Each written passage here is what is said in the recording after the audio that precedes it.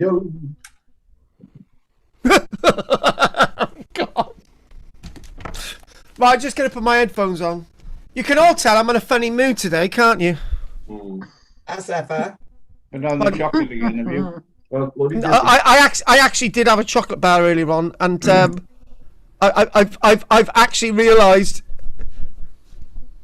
I've actually realised that I'm not. Something weird happened to me last week when I had chocolate. Oh God! Right, I've just got to do something a minute, and we're gonna do that. Yes, did a good session last week. What on a Tuesday? On a Wednesday. It was a Wednesday. I took over your Roman class. Yeah, I know you did, but you know, it's just the type of thing that happens, isn't it? It was good. Yeah, I'm glad it was good. Oh, Right, so today we're going to be doing Roanoke Island. Anyone ever heard of it? Rome. Oh, yeah. We have now, yeah. Yeah. There's a. I don't know if any of you know what it's called or know what it is. It's called American Horror Story. They've done their own sort of horror series on it. It's on Netflix. It's called the name of it. No, Carl, it's quite interesting. That's how I found out about it, and then I looked into it even more. But they've tried to make it as historically accurate while putting horror in it as well. God. Right, okay, let's get started. Lady Gaga's in it. Oh God. Oh, good. I could tell this is going to be one of those weird evenings, right? Yeah. So today we're going to be looking at Roanoke. Roanoke Island, right? Now, I've decided I'm going to be a bit theatrical today, right? And you know, after all, I can put my pirate hat on as well. There you go. Look at that. Don't I look absolutely amazing? You know, I can even put my pirate hat on, right? But obviously, this is from a period. Is there any pirates in this talk then? Well, actually, in this talk, Pirates. yeah, actually, in this presentation, In this lecture. they'll wander in the room. Yeah, they will. They'll just be wandering through. Oh, now let's get started. So Roanoke, the lost colony of Roanoke. Now this is a really interesting one because a few months ago, many months ago, when there was such a thing known as the pandemic, as far as I'm concerned, that's in the past, right? So anyway, what we did, we looked at the Darien. The Darien expedition, the Scots, going down to the Isthmus of Panama in the 1690s, 1698, and the scheme completely failed, right? But the English had a similar experience in regards to off the coast of North Carolina. And it's known as the lost colony of Roanoke, and it's truly a lost colony.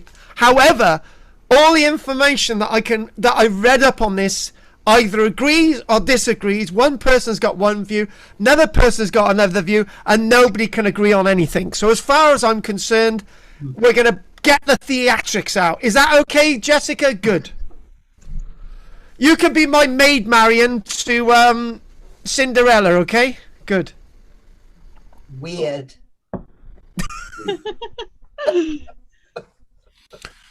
So, has anyone ever heard of Roanoke? First things first. I tell you what, I'm the only one I'm going to get sense out of today is Anne. Anne, have you ever heard of Roanoke? I did some research on it yesterday. So there you go. I did a bit of reading about it in preparation for the lecture. Yes. Right. So what is one fact that you want to share with us all? The way they failed to get stuff there for them to eat, and that they had a lot of failures, and then had to leave people with nothing, and they fell out with the natives who wouldn't feed them. Oh, hang on a minute. I'm doing a lecture here, not you. Well, Right, you just asked me what I meant. That was the one thing. Yeah, but that's not the one thing. That's many. But the one thing that I've been looking at in regards to Roanoke, there is a little bit of archaeology that they've been doing, but that's not been very conclusive. Now you've mentioned the key thing. Now when we were looking at this, I've looked at Roanoke 4 times now. This is the 4th time I've looked at Roanoke in the space of a week. And one of the things that comes forward, there's this argument that, by the way, nobody really knows what the hell I'm on about at this minute, which is great. But Anne does, so that's fine. Me and Anne knows what's going on. But one of the arguments is that the colony at Roanoke, they ran out of food. But you're looking. This is within a sort of. This is in the water, right? This is an island surrounded by low reefs and the fact of the matter is there's fish everywhere, there's eels and so on and so on, so food couldn't have been one of the things that led to the demise of this colony, but at this minute, faintly, if you haven't done any studying about Roanoke, then you're not going to know what faintly I'm on about. But this all began in the year 1583. So before anyone jumps out and says, hang on, 1583 is what happened in 1583? It was a Spanish Armada in 1588. You are right. It was through this period that the Spanish were being very colonial, naturally. The English were being very colonial, naturally. The French were over there somewhere. And as for the Germans, they were nowhere to be seen. But the fact of the matter is, we've got a period that things are really hotting up. And the English want to feel that they can establish their own empire. Well, the Spanish and the Portuguese, if you want to look at it, have taken the whole of South America, more or less everything, all the way up to New Mexico. And the English feel that they can do something as well. So Roanoke was their opportunity to prove that the wonderful world of England could shine on the ocean seas. At this point, we didn't really have a navy, but we had a man called Sir Walter. What's his name? Raleigh. That's the one. Sir Walter Raleigh. Now, Sir Walter Raleigh thought that he could establish a colony here. Now, what we need to know is where precisely is it now. The tragic thing about this is that the first expedition to Roanoke completely failed, as indicated by Anne. So Anne knows a little bit of salt. The second expedition to Roanoke completely disappeared. And the third expedition to Roanoke, it was a matter of, oh my God, there's nobody here. Everything's disappeared. It's almost as if aliens have been here. And if you've watched X-Files, you will know that there's an explanation for what happened to the people at Roanoke, right? Mulder and Scully bump into one or two of them wandering around the streets of Seattle. But other than that, right, we bring in the archaeology, and then they've done archaeological work associated with Roanoke. So this is the thing. So you can imagine, there he is. There he is. Actually, the headgear is completely different. I've got completely the wrong garb, right? But the fact of the matter is, he's preaching there, and it's go forth and multiply, go forth and sort of create this new colony for England, and that was the way things were going to be, right? But it dramatically failed big time, hugely. Everyone wanted to impress Queen Elizabeth I. But I tell you what, as we start to look at history more and more closely, and we start to look under the stones of untold history, Roanoke is one of those stories of untold history. What it is, Roanoke is told on the back of American history, right? It's like one of the big mysteries in American history. In fact, it's one of the big mysteries in English and British history. We always talk about the Scots failing in the Darien Peninsula. Let's just say it. The English failed in North Carolina. Let's just paint it as it is. It's a bit like that story of the Spanish Armada. When we did the when we were looking at the English Armada, it was always used back at me, oh, what about the Spanish Armada? And I said, well, the English Armada was a complete and utter failure, but nobody knows about it. They'll always be told about the Spanish Armada. So when you think about Roanoke, what you need to do with Roanoke, you need to take away the idea of of treasure and another island further up the coast known as the Money Pit. You need to take that away. You need to take pirates away from this, right? So now my pirate hat can be now removed. You need to take away your pirate hat, and now you've got to look at something really, really interesting.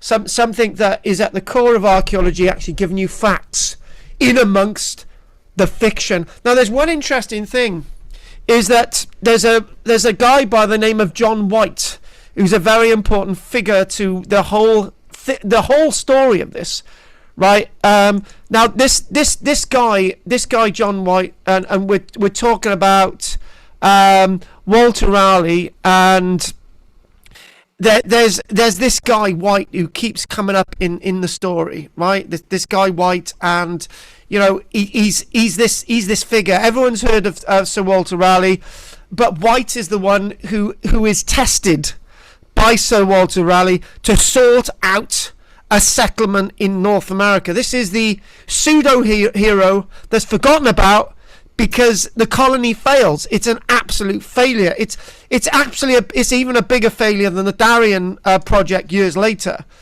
with the Scots wanting to establish their colony, because everyone completely disappears. It is really like an alien thing, right? This is why I mentioned the X-Files. But it's on the back of an English tragedy rather than an American tragedy. I know you could come back at me and say, well, who founded North America? Pixies? It was the English, yeah, but no, it was the English, it was the Welsh, it was the Scots, it was the French, it was the Germans and all the rest of it. That's who founded North America.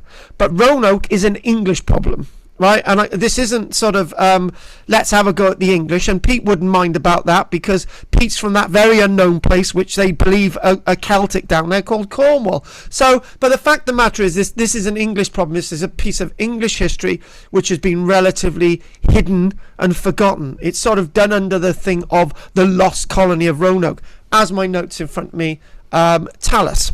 So as we move on through the slides a little bit further, we look where we need to be. Now, anyone that knows anything about North America, and by the way, Jess, right? Since last week, Jessica, Michelle's been trying to convince me to dress up as a soldier in the American War of Independence campaign. It's really weird things that are happening, Jessica. But anyway, but the fact of the matter is, this is the place that we're going to actually look at. It's the coastline of North Carolina, right? North Carolina. What I'm on about? Yeah, the Carolinas, Virginia, northern Virginia. If we go down here, and there we go, North Carolina. So there it is. The Virginias, Northern Carolina. Various different names over time. That's what it's called now, Northern Carolina, but it was known as the Virginias back in the day. So the fact of the matter is, we're looking there at the map, right, and what we've got is Roanoke Island. There it is. It's a little island. It's a tiny little island, really. If you look at the whole picture of what's going on, if you look at the area that we're looking at in regards to the United States, and we've got Maryland, Virginia, we've got North Carolina. And then we look at this place, Roanoke Island. It's a tiny little island, and you've got all these reefs along here, but you've got all these fish, and it's amazing the boats managed to get there in the first place. There's a couple of things about the story that I don't go into. It's not, these people are supplied by sailing vessels from England. Supply vessels do go out there. Initially, they are well supplied, and there's initially the settlements established by just men, which is slightly different from what happened with the Darien Peninsula when the Scots established their colony in Darien Peninsula in the late 1690s. They took women, children, and whatever with them, right? Instead of just taking men who would have been there to build up the colony. But the fact of the matter is, Roanoke was going to be the place. That's going to be part of the new empire of Queen Elizabeth I. This is going to be the moment in history where things change. This is going to be the place where the English compete against the Spanish. This is the place that the flag of Queen Elizabeth is going to fly. But it's an absolute disaster. It fails. Categorically fails. So there it is. We've got a nice little map of where Roanoke Island is, and it's surrounded by tribes like the Chepaanok tribe and the Masquatack tribe and the Pasquannock tribe. That's as far as I'm going to go with these names. But the fact of the matter is, there's all these native tribes around the landscape. Right now, what does that say? It just says there's native tribes around there. The reason why they're establishing a settlement on Roanoke Island is it's going to be relatively away from all these other tribes. There are people going to be living on the island, but it's going to be an island that they can defend from anything. That was the idea. Now, where you go into the archaeology, they've excavated at the Roanoke site, and something strange occurs. The archaeology they're trying to associate with the Roanoke site is actually found elsewhere. So archaeological excavations have been working elsewhere to work out what happened to the people from Roanoke Island. So what I'm going to do, I'm going to on the backdrop of all this, let's give you a nice bit of information. Let's give you a nice bit of history. The Roanoke colony, the lost colony itself. So what you've got an attempt set out by Sir Walter Raleigh to found the first permanent English settlement in North America. And we all know about the Mayflower and so on and so on, but this is going to be the permanent settlement in North America. This is going to be the one. And so Queen Elizabeth basically said, look, we've got to do a bit more here. You know, they're already in Newfoundland in 1583, but they want to be in the heart of the Americas. Well, they can't go to Panama because that's all occupied by the Spanish. There's still treasure galleys going back and forth, so that's not the place to go to, right? This is the place to go to. North America, proper North America, the Carolinas. This is the place to be. So, first Roanoke colony was founded by a chap by the name of Ralph Lane.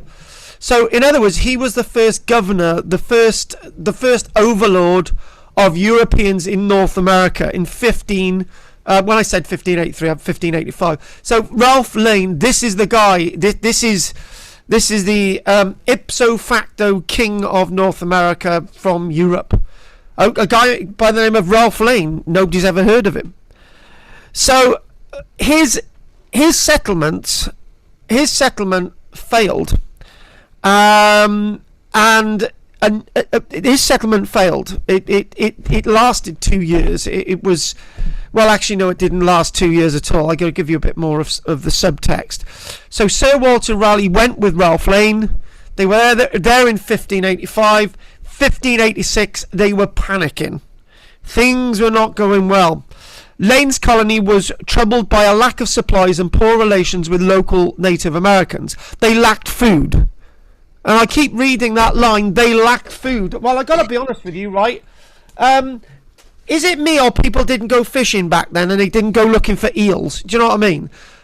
So they lacked food, they lacked supplies. So this is the one thing I've actually struggled with Roanoke. They would have been fishermen there. There would have been people. There's something else going on that the text doesn't tell me, which I'm really struggling up against. So what happened? They waited for supplies. For supplies.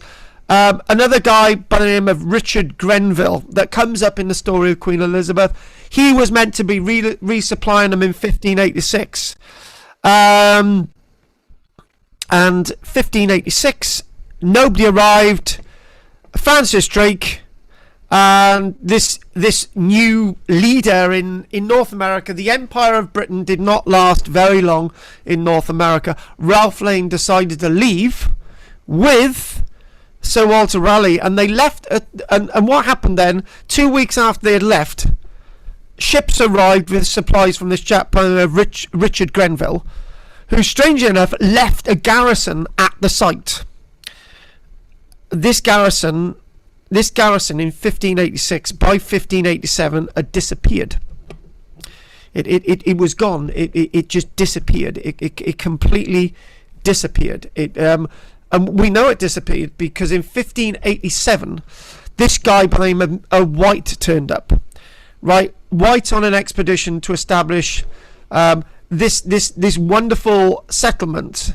When White turned up, everyone was gone. They had disappeared. Everyone was gone.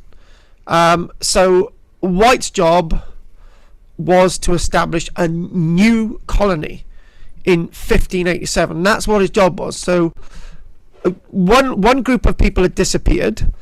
So Francis Drake and this chap by the name of Ralph Lane shipped out there in 1586. The garrison left by Richard Grenville in 1587 had disappeared.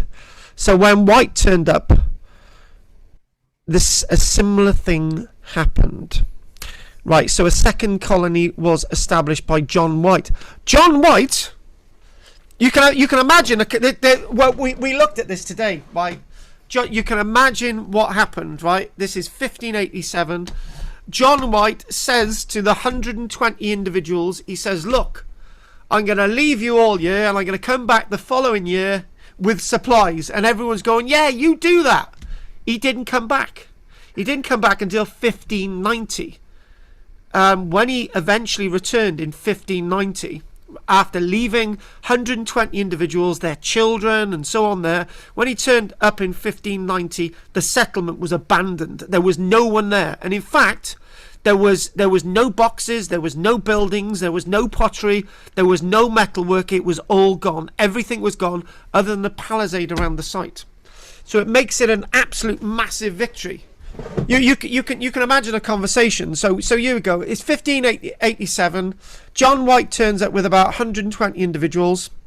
1587 in Roanoke. The earlier garrison had disappeared. Nobody knew where they went. So John White, he turns around and says, "Right, I'm gonna go away. I'm gonna come back in 1588, and I'm gonna come back with supplies." They wait. In 1588, he doesn't come back with any supplies. 1589, he doesn't come back with any supplies. In 1590, he turns up, everyone's gone. The reason why he didn't come back the following year in 1588 was because of the Spanish Armada. Sir Walter Raleigh needed every single ship to defend our coastline. And then in 1589, Sir Walter Raleigh needed every single ship to try and invade Spain, which completely failed. So there was no relieving garrison going over to Roanoke. These are the facts. This is what happened. So there's a great deal of speculation about what happened to these colonists. Some people argue that they some of them went into slavery. Some of them were actually, the Spanish got there and they reckon that there was a massacre. There's no evidence to say that there was a massacre. They all died off from disease. Nobody ever found any bodies. So if they all died from disease, why was there no why they all died from disease? Who took the buildings down? There's all these questions. There's all these interesting questions. Despite this renewed interest today, modern research still has not produced the archaeological evidence from Roanoke to solve what happened to these people. But what we do have is archaeological evidence from other localities dating from this same time, and these were the only English within that landscape. So some people believe that something else happened. So this is where we go on the exciting journey, looking at some slides. I've got an article on the archaeology associated with the landscape, which we're going to go on to, and that's where we are. So let's get on to it. So let's just carry on with these images. So again, what we're looking at area of English colonization. Yeah. So, and when you look at this Pamlico Sound, and you look at all these other tribes, the Asquas Kogok people.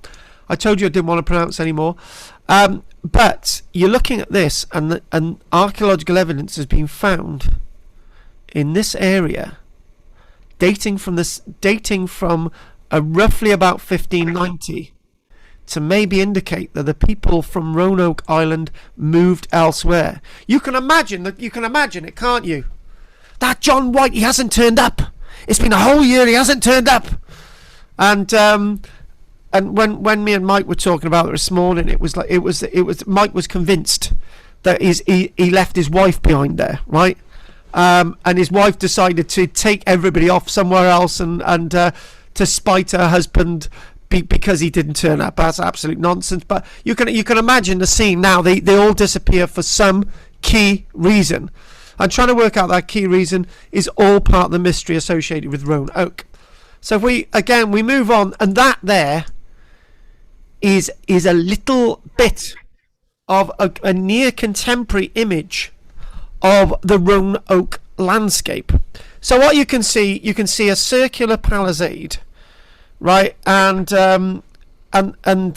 there seems to be some kind of tower on this plan. And the interesting thing is, if we're talking about food, right, can you see an eel trap down in the bottom center of yeah, right. They had eel traps, so they didn't run out of food, right? Whatever they were waiting for didn't really need to happen because they had food. You're talking about Englishmen. No. Some of them from London. They love their eels. Well, obviously we know that eels were big business in the medieval period in England. So they didn't run out of food. Andy. Well, what are those? Are those little islands like Crannogs to the top left? Well, actually, if you look at if you go back to the other, there's little islands off the coast. Oh right, that's interesting. That is interesting, and whether they're being occupied or not, we don't really know. But there's little islands off the coast of Roanoke, so that's that. And then you've got, it's almost as if in little strange things are indicated on these rocks, which are really interesting. That's a really good point. Now, the other thing as well is what you can also see is that and that. These are actually fields, so they're actually cultivating the landscape as well. And you can. The strange thing is you've got these Native Americans on here, and you've got deer being hunted, and so on and so on. And you've got this really strange plan, this strange map of the landscape. So interesting facts. So what we've got the first settlement at Roanoke, and that was, we don't know where those people went when they turned back there in 1587. We've got the people who disappeared from 1587 to 1590, and the earlier one itself, the one that was established in 1585 to 1586. That's what that refers to. You've got this guy turns up, they leave another garrison, that's the one that disappears, and the other one, everyone disappears from the other one in 1590. Now this is a really interesting point, right? And the really interesting point is if I can get it behind me, I'm just gonna tweak around with my screen a minute. Hang on a minute, and how do I do this? Right, okay. I want to put something in the background a minute. So if we can do that, add image. Hang on, I want to have two images at the same time. This one, bingo. Now that's the tree, right? Now so what we've got, if you look at the background on there, and you look at my background, right? That guy there is John White. There he is. That is John White. Yeah, that's the guy who turns up in 1590. Now, carved onto a piece of wood, other words. Now, this is one thing I can't work out, right? I've got one description. There's carvings on a piece of wood which are CRO, and on this description here, it's got the words CROANTOAN, Croatoan. And some believe that the Croatoan were actually a native people who may have befriended the people at this site and taken the people from this site with them to their settlement at that locality I showed you on the map a few minutes ago. Now, when it says Croatoan was the only thing left, Siaro and Crow-Anatoan, if there was two separate carvings, I think there was one. It's a bit vague there, but there's one or two carvings on timber and there's nothing left. Within that stockade, there's nothing. All the buildings are gone. Everything is disappeared. Every single bit of building is disappeared, right? Now, as somebody that's been looking at, has been involved in archaeology for a number of years, it would be easy to get rid of a wooden settlement. You could just burn it all down, and then you could just burn the timbers, and then within a few months, wildlife would take over. But there's nothing like that type of evidence survived. It's almost as if the buildings disappeared as well. Now, that's a really interesting clue to what happened. Only Westerners would probably take the buildings with them somewhere else, because it was material that they could find very, very useful. It's very unlikely that Native Americans would have wiped out the population and then wiped out the buildings and but left the stockade around it. These big timbers sticking out. So it's got Roanoke was established in 1583, but that's referring to the Newfoundland settlement. Roanoke was 1585. So wherever you actually look at information for this whole story, information changes from one moment to another. So what we've got there, it's saying that in 1587, nobody can agree on the numbers of people actually at the settlement. One source says 115, another 120, that one saying 121. Colonists by John White arrived on Roanoke in present-day North Carolina to establish a colony in the Virginias, as it would have eventually been known as, and then now it's called North Carolina. As tensions mounted with the native population, however, John White returned to England in order to solicit reinforcements. Is that the real reason he returned back to England? And then he returned several years later, and there was no signs of a struggle and no remains to be found anywhere except for the stockade. The settlement became known as the Lost Colony, and none of its members were ever seen again. Now that's quite dramatic. That is really, really dramatic. And it's the other thing as well. If the settlement was settled, like the stockade would show signs of being of charring as well. If you've got all these buildings in it, the stockade, the wooden stockade, would have gone up around the outside as well. So that's exactly what would have happened. So if I go on to my notes, so what you've got a very weird time. You've got this war with Spain, and in a wider frame Portugal, but you've got this war with Spain. You've got this settlement seemingly abandoned to its own devices for a few years before until John White can actually get back, and then it's almost nobody talks about it because Queen Elizabeth, and you've got the whole thing with the execution of Sir Walter Raleigh, and you've got Queen Elizabeth and so on, dying Queen Elizabeth, I think, dies in 1604. But by 1605, the people are starting to talk about the Roanoke settlers. They're talking about the Roanoke settlers being massacred. But then in history, the story of the Roanoke settlement disappears from history altogether.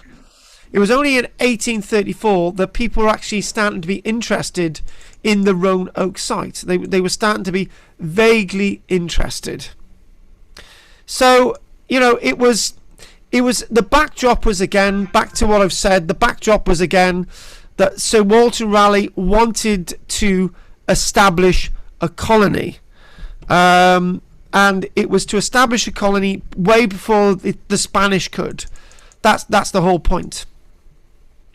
And the journeys out there, everything, even though there were storms, they managed to get people out there to establish this settlement. So that's the whole point. They actually did something. They built a fortification far better than the fortification that would have been built associated with the Scots with the Darien project, because this settlement, albeit lasted a few more months than what happened at Darien, the tragedy is nevertheless the same. So, did somebody want to ask something then, or did I miss somebody's hand going up?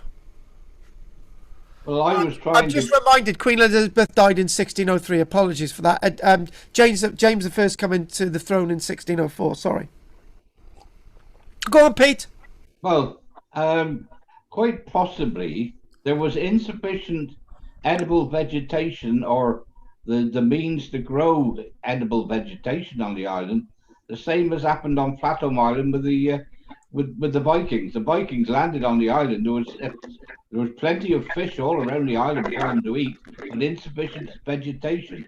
And as an omnivore, they needed the fiber from vegetation. And if they couldn't get the vegetable matter, then they would have to leave. But can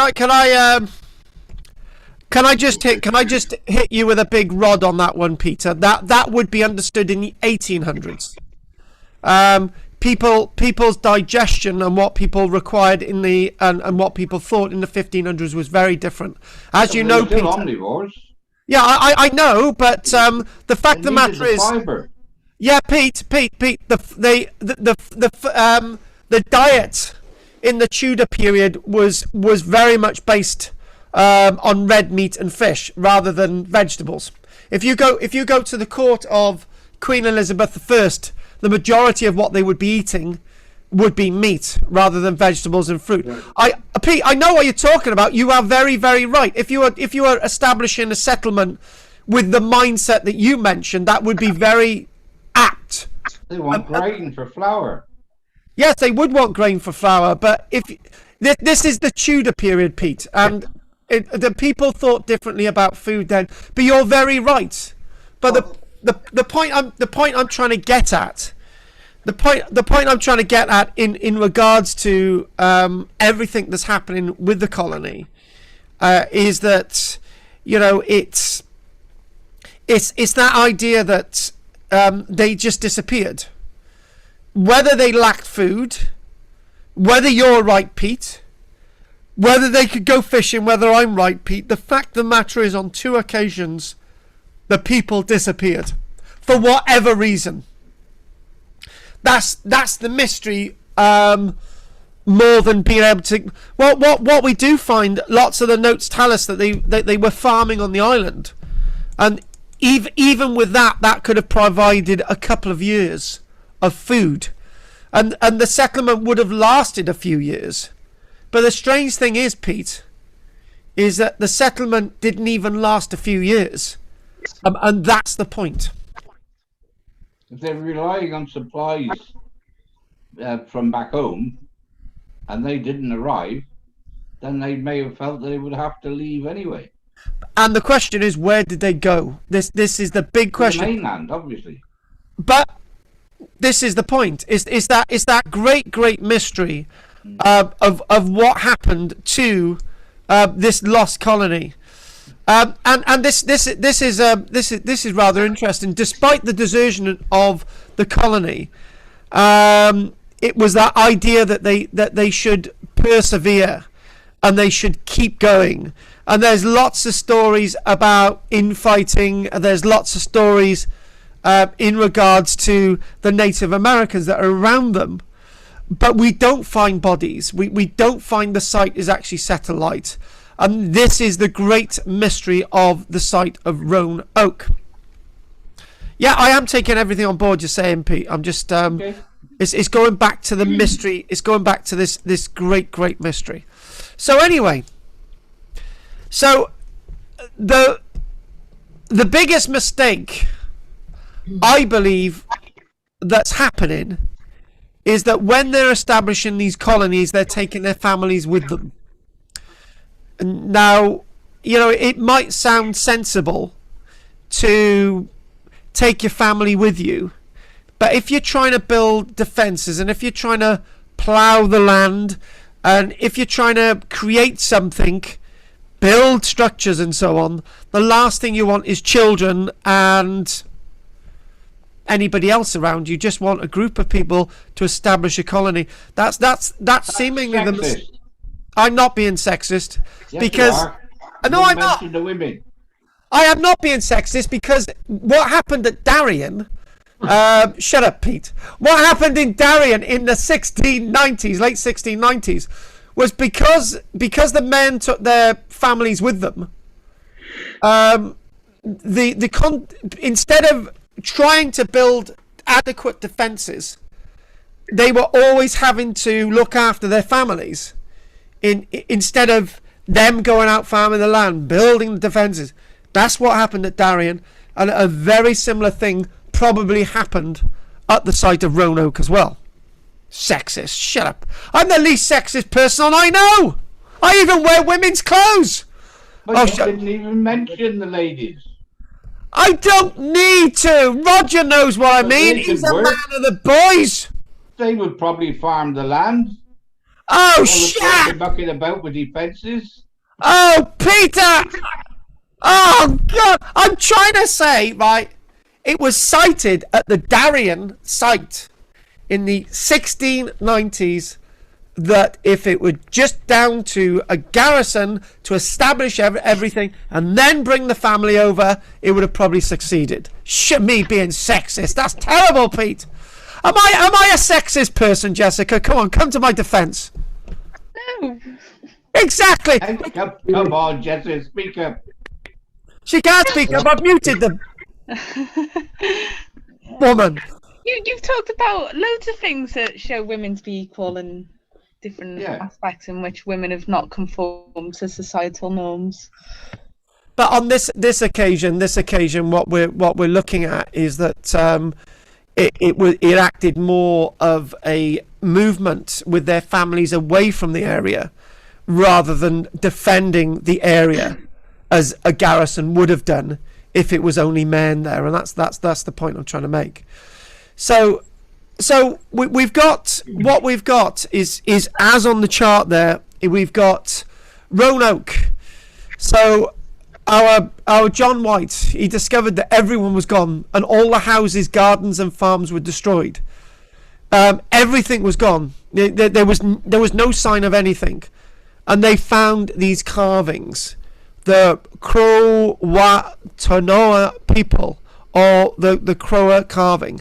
Whether it's one or two carvings, I've never been able to work that one out. Oh, Yeah, go on. perhaps it was short for crocodile. There you go. So you can imagine, can't you? There's you can imagine a conversation now. There's John White, crocodile. That's a good one. There's John White. There he is. There he is. Right. He's going to this guy in pink. He's going. What does that say? And that guy over there, he's going. It says Croatoan. John White's going. What does that say? He said, I don't know. It's a bit odd, really, isn't it? It's foreign. It's foreign. Oh, look, they've written it in English. Shut up! And that guy behind. Oh God! I'm gonna mute somebody in a minute. That guy behind the green, he's going. Oh, go on! It means it says Croatoan, doesn't it? It says Croatoan. And he says to this bloke, "You can't bloody read, can you?" Anyway, the point is, they believe that the word Croatoan could actually refer to the actual English spelling or the English pronunciation of a tribe, and it was a clue to where they went. It was a clue, but it wasn't something that John White was prepared to investigate, because he had come there. This was 3 years on. He probably felt very guilty that he hadn't been back since. It wasn't John White's fault, because you had the English Armada, you had the Spanish Armada, everything went together. You're not talking about a massive distance from England. If it was calm seas, well, it was choppy seas at times there, but it's not a massive distance. It's not like as if you're going to Easter Island. You know, it's doable. Yeah. So the point is, if they could have put some vessels together, but to fend off the Armada, they needed every vessel in 1588. So John White could not, under Sir Walter Raleigh's command, take anybody out there, whether they're men or women, Pete, right? And And that guy's whispering to this guy, "You're wearing pink, you pansy." Anyway, so moving on. So what we're looking at is there are lots of reconstructions of what this settlement looked like. This for me does not look like a valid reconstruction. These do not look like Western buildings, and they could have definitely built very impressive structures, but they didn't. Or did they? We don't know. We don't really know. This is just a hearsay idea. And one thing about this, one important thing, is that when this was put together a few years later, showing the Roanoke settlement, showing the 1, 2, 3 fields of crop. Okay, so we know that they're actually growing tobacco as well. That's from one description. But what we are seeing is we're seeing a fishing vessel. Yeah, so that's really important. The clues to what they're doing. There's a fishing vessel there, and that's not a native vessel. That's a fishing vessel, right? And that there obviously represents a shoal of fish, and these represent shoals of fish, and that is an eel trap. So. And you've got a deer being hunted there. So this itself, whoever put this together, was telling us something. They said, actually, there is food and stuff around, right? But for some reason, something goes wrong. And I know what Peter said. He said, well, it clearly shows that they're growing crops there. They are growing their own wheat there. They're growing tobacco, and there's talk as well that they're actually taking the potato back over there as well. So, this is going on. This is absolutely happening. So there's lots of clues in this picture, and there's also other clues in this picture. 1, 2, 3 ships that have sunk. So he had nowhere to ride his bike. Sir Walter Raleigh. Oh my bloody God! No, he had nowhere to ride his blooming bike, you plonker! He's on form tonight. I tell you what, he's on form, right? Sorry about that. Yeah, I'm sorry about that, Pete. What have you been on? The Celtic knot? Oh, God. Do you know what? Right, my head's going out. I need to take a break. I really do. This is cramping my style, honestly. Right. So again, what we're going to do, right? So we've done that. And what we've got, if we trip through like this, go quickly. Oh, that shouldn't be there.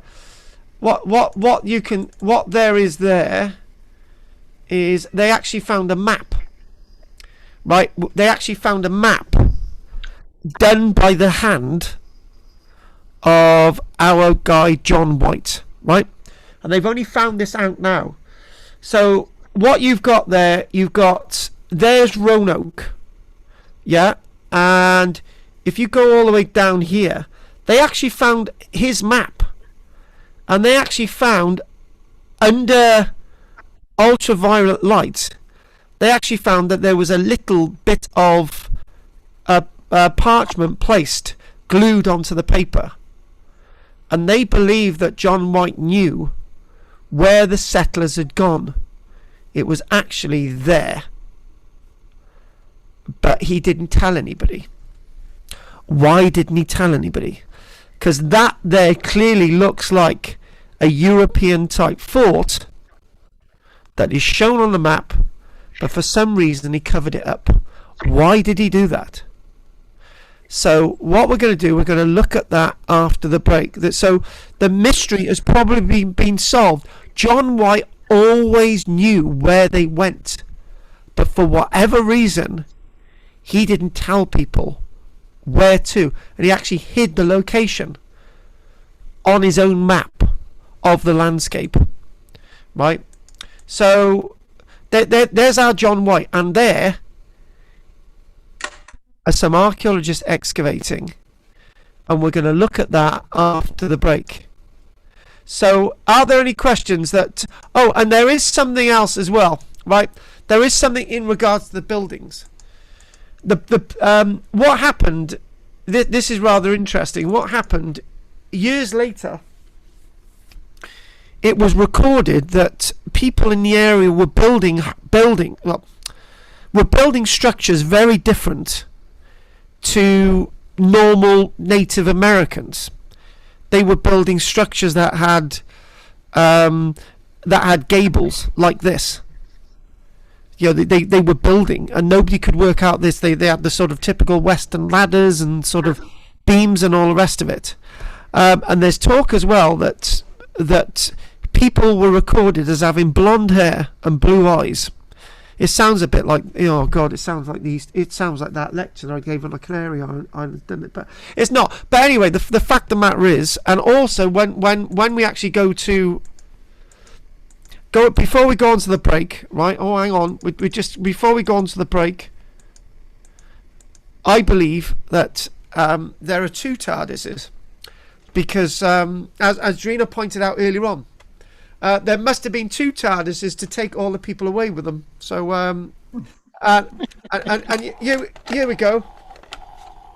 There you go. It's a TARDIS. See, it's your fault, Drina. Sorry. Yeah. Anyway. So anyone got any questions? Well, I read that they've been checking the rings of the trees. What do they call it? Dendrochronology. That's the one. And they found that there'd been a severe drought between 1587 and 89.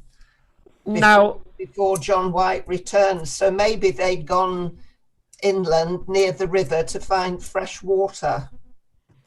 Now that would be that would be another reason why their crops failed, because even though they could have planted the crops, there wouldn't have been that's a good point. So Pete, we're both right.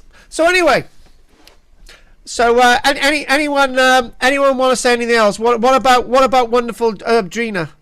What? Hang on. Not interested in you, Drina. We've got to listen to what Claire's got to say. Claire, we want to hear from you and the latest with your boyfriend. Come on, Claire, we're listening. No. Oh, she's not coming on. Anyway, Drina, go over to you. Over to you, love. No, I haven't got any questions. Thank you. Right, now I've been classed as a chauvinistic pig by Pete, right? I don't want to hear anything from Pete. Anne knows I'm not a chauvinistic pig. Yes, you're not in a chauvinistic pig, no. Oh, that's good. One of the things that I read in this bit I read, that was John White. Yeah, was an artist, and I wonder if there's anything that any of the documentation that he did. He created the map. Yeah, yes, and it was obviously an artist who painted things. I wonder if he'd left anything else. Right, well, I don't know. And now this is the point. They're only starting to look at his stuff now. All right. It's believed that John White didn't know what happened, and for whatever reason, he didn't tell us. Yeah. Go on, Pete. Give it a stab. Why he didn't tell us where the settlement moved? Go on, tell us why. Well, he probably didn't want to let everybody know, because he didn't want the Native Americans to know where he was. Yeah, but yeah, he came back. We're talking about the settlers. Settlers. And didn't want the Spanish to know perhaps where they were. Now that's more like it, Pete. That is more like it. Yes. Yeah. Now that didn't want to advertise the fact. That ties in. That ties in very much with what happened with Darien. If the Scottish had got it a little bit more quieter, they could have built up the settlement a bit better before the Spanish got there. And if the map had got back to had been captured by the Spanish, and the location of the settlement hadn't have been covered up on the map, the Spanish would have been able to go there straight away. Yeah, that's a good point, everybody. That's a good bit of work. That really is. What about you, Andy Pandy? You haven't heard that before, have you? No questions, thank you. What? We've done Beautiful Babe, Drina, have we? Have we done you, Dave? Yeah, I think we have. There was just one thing. I was curious as to, You said earlier on that there's no archaeology, so I just kind of wondered how you were basing your lecture on no archaeology. I said no archaeology from Roanoke. The archaeologists okay. somewhere else. Okay. Does anybody know where yet? Yeah, they do. Oh, good.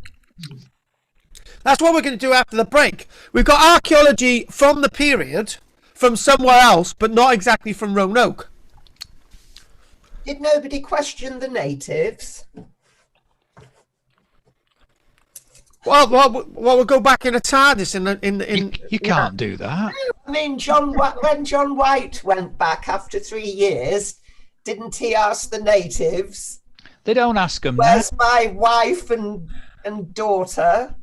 They don't ask them now. Can I just ask? Somebody just disappeared. David, hang on. David still. Hang on. There was somebody else who disappeared. Oh, Roger. Oh, that's all right. We don't worry about Rog. Yeah. No, nobody cares about Roger anyway. Right. Oh, okay then. I do. I love Roger.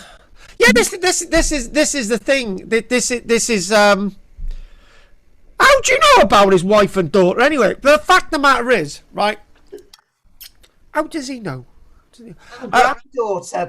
His granddaughter was the first English child to be born in America. She's very important to the American people. And she disappeared. Didn't any of the indigenous people have any children then? No, they didn't. Oh, they don't count, do they? No, they don't count. No, they don't count. Nobody in North America is actually relevant unless they've come from Europe. Yeah, that's it. This is why they don't know what happened to them, because they didn't ask them. Oh, they came to stay with us and lived happily ever after. And this is one of the things I've got. I'm not going to go into detail, but Jessica knows what I'm talking about. It's that thing that we went to North America and it was like the Mayflower and the turkeys and the Native Americans looked after us, and then we gave them disease and we wiped out millions of people, and we went around killing them all and all the rest of it. But we're the first people and the first people to have children in North America. That's true. No, white children I'm talking about. Oh, you brought colour into it. What do you do that for? No. Oh, we didn't know you were. Margaret, we didn't actually know you meant that. We really didn't know. We didn't know you meant that one. No. Well, that's different. Yeah. That's different. Yeah. That's. You should have put it in context. That's completely. No red Indian children. Yes.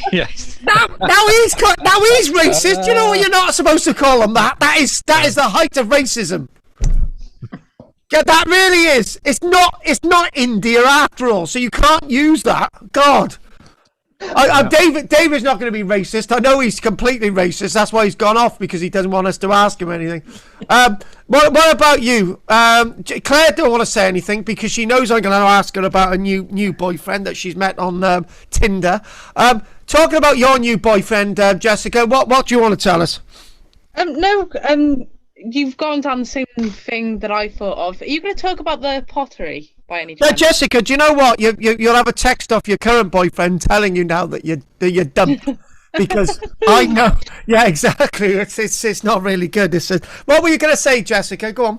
Everything that you've said is everything that I would say. Creep. You can go on about the pottery that was found. Oh, we're going to do that. No, me. That's fine. That's fine. Yeah. Happy days. Is it me or Andy's knitting? No, that's the aerial on his thingy-bob. Oh God. He is a new man. What? He is one of those new men. It's one of those, yeah. It's a really useful little tool. It's got a little magnet on it. It's telescopic, so you can stick it to things, and when the bits drop down in engines that you can't get hold of, it's brilliant. Oh, for God's sake, please help me. One of these. Yeah. Oh, absolutely, one of them. Andy, look at this. I got one of those. Look at that. Haven't you got one of these, Carl? These are the new ones. This is where it's at, mate. No, hang on. I think you were impressed by this. No, not anymore. No, it's sold out. Yeah. You can also have one of these. Oh God! Oh my! Hey, I'll tell you what. I've got a freaking top hat. I bet you haven't got one of those. What about one of these? Hang on a minute. Look at this, Andy. I bet you haven't got one of these lights that goes behind an iPhone. Look I at have that. actually. Yeah. You got one of them, What exactly. about that then? Bet you don't know what that is. What, Andy? I bet you haven't got a gnome. Look at that. I've got 5 gnomes. They don't look as nice as that one though. Yeah, well, that's good. I've got one sitting on the side of the fish tank fishing. Oh Yeah. my God. I found some in a garden in London that we Christ moved in and couldn't leave them there, so I rescued them and I brought me here with me. Oh, hang on a minute. What if we? Nobody's going to be able to do this, right? Nobody has got the Justice of the Peace 1788 book. Right, nobody has got one of these. Nobody has got one of those, right? I have. That's where it went. Oh yeah, sorry, Andy. I know I nicked it from I you. wonder what happened to it. Do you know what? I'll tell you a really queer story, right? I tell you, this is one of the weirdest story, right? I actually go out and there's a film on Sunday with my daughter, right? And I go into the woods, right? And there's this woman wandering around the woods, right? Anyway, I'm filming away, and she said, I say, and then she comes on the way back, and she says, "What are you doing?" And I said, "I'm making a film." And I says to her, "Do you know where the date is on a building?" She says, "I don't know. I'll tell you if you're not English." And I said, "Yeah, I'm born here." She said, "Oh yeah, the date's over there. I don't like English people." I told her, "This is my land, right?" And she said, "You know, when you do a film, you can't tell anyone where this is. So now, forever, I've got this video online, right, that I can't say where it was, right? I can only know where this place is, but I can't tell anyone, right? Particularly if you're English." Right. And if you're all from Cornwall, then I'll tell you. If you're Celts, mind, I might be able to tell you because you don't exist. Well, we're My all mum- mongrels anyway, aren't we? So, I tell you what, this is completely broken down now, isn't it? Jessica, we're going to take a 5-minute break because my head's pounding. My mum's Welsh. Is she? Yeah, and so's my dad. I didn't know that Welsh means foreigner. Yeah. Yes, it does. Yeah. Oh God!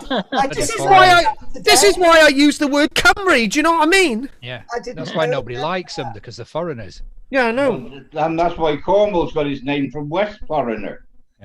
Yeah, Cornwallian. yeah. Okay, let's have a break. All right then. Okay. And when I can see again, I'll. Cousin it. It's a cousin it. Yeah. Very good. Can I like just that. say? Can I just say? You know, Baby It. You know when the was it the Addams Family returns, right? What does it look like? Do you know what I mean? Well, you know when they're changing its Nobody nappy. knows. Yeah, but when they're changing its nappy, right? I don't think they do things like that. Yeah, wouldn't they get the hair to the nappy and Absolutely. Maybe they don't need to. covered- yeah, Sticks exactly. to the fur. Yeah, it sticks to the fur. Oh, Don't go down that one. It is going downhill very fast. It's just not worth thinking about that. Yeah, I don't think we shall. Right, okay. So we'll have a little 5-minute break and we'll be back now. Okay. So. All right. Ta-ra. Oh, God's sake! I tell you what. If nobody's still listening, this is really broken down tonight, haven't it? Don't drink any coffee. Oh yeah, Gina, you started off with a bloody TARDISes. Can I see a TARDIS? Yes, you can. Yeah. They are strange buildings, those, aren't they? With the circular little windows or whatever they are. Yeah, exactly. Really interesting. Do you know what that is? It's what it is. The master of Doctor Who is a chameleon switch didn't stay at the Doctor's one setting, right? So that's the master's TARDIS, and it can change into anything. Yeah. It's true. Yeah.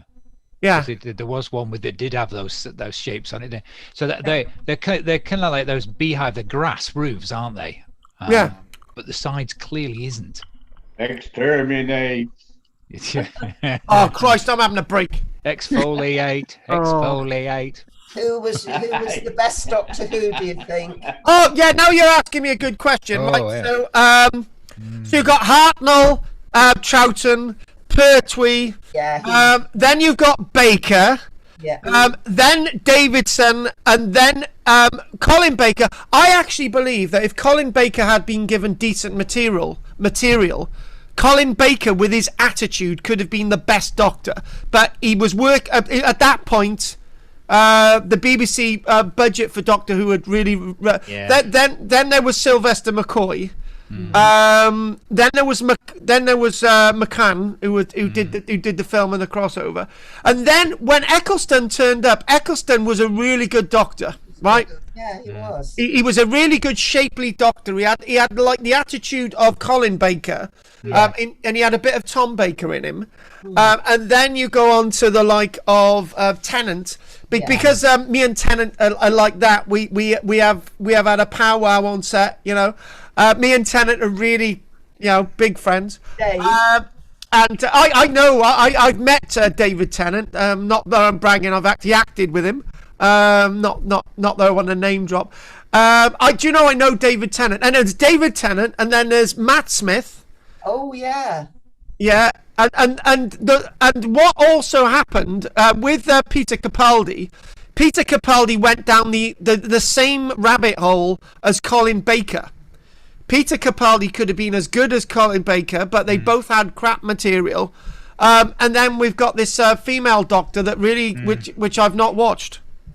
Oh, She's quite good. Left already, isn't she? Is she? Yeah. Yes, I got a chance. I can be Doctor Who finally. Yes, it's mine.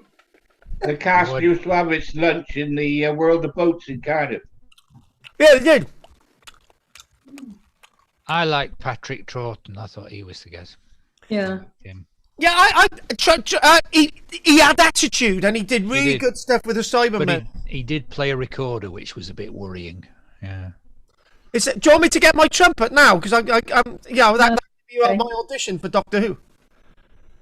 Do you know what my acting agent said? She said, I don't think we'll put you forward for an audition for Doctor Who because I don't think it would work. I don't really know what that means. Time to get a new agent.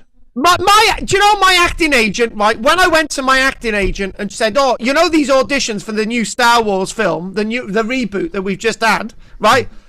I said, "Oh, why didn't you? I want to go for an audition." She said it would be a bad career move, right? That's my agent. Oh, right. On that note, right, I'm gonna go and get a cup of tea. And if you all talk about me behind my back, right? What? Can I just ask something, right? Why is Anne drinking out of a bloody jam jar? It's it's pochine.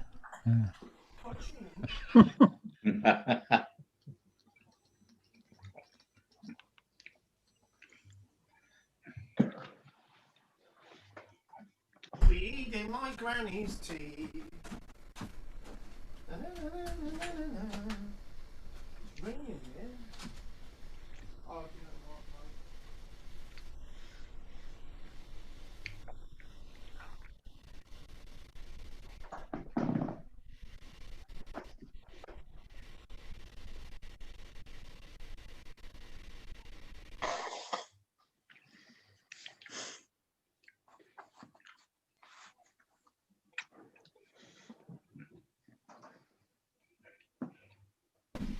I'm gonna have a quick cup of tea. I'm gonna have a quick cup of tea. They can't hear me anyway. That blooming Margaret's a numpty, I gotta be honest with you. Margaret is a numpty, I just wanted you to hear that. I'm very happy in my numptiness, thank you. Do you know what, Margaret? You are the most sexiest numpty I've ever known. I like Andy's t-shirt. Well, you got numpty on your t-shirt. No, he's got a nice t-shirt, Andy. He'll show you when he comes back. Oh, right. Well, yeah. So is anyone interested in this trip to Chester then? Can't afford it. What do you mean you can't afford it? Oh. You got loads of money. You can borrow it off Drina.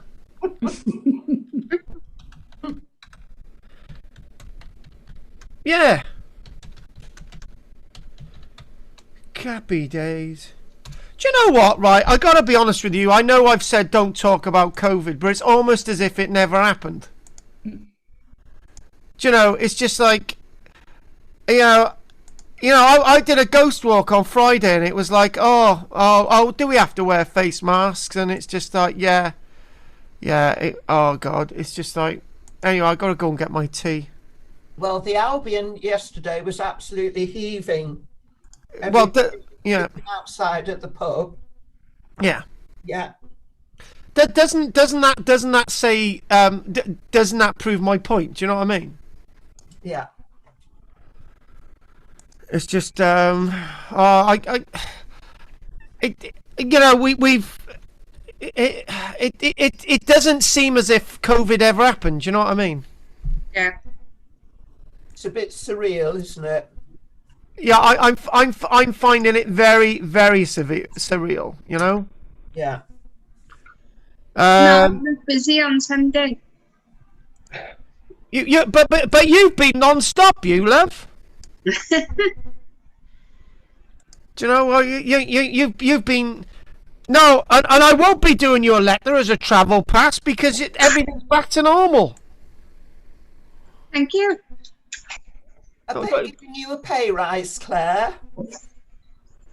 Sorry? Are they giving you a pay rise? Yeah, Thank you very much. £1 a week. Ooh. Or like 10 pence.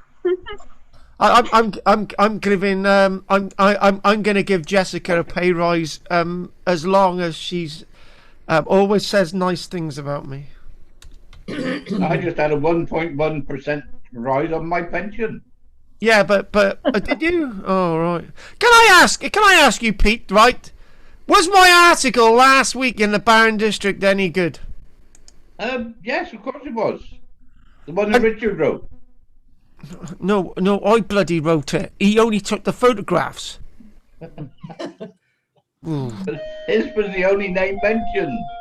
Oh, is it 9 o'clock? Yeah, I think it is. I go and get my tea. My head's gone. What do you mean his was the only name mentioned? You sure my name wasn't blooming mentioned once? Oh, you're really starting to wind me up now, you. I did that.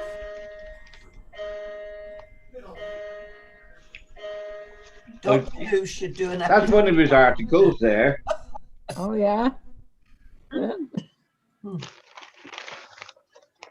Just to show that he does actually write them. There's another one. Barron District History. That's St Barrack's Chapel. Mhm. And what was this one?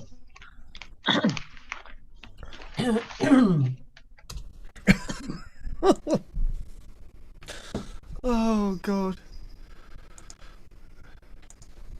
Does anyone like the singer Carly Simon? Yeah. Nobody does it better.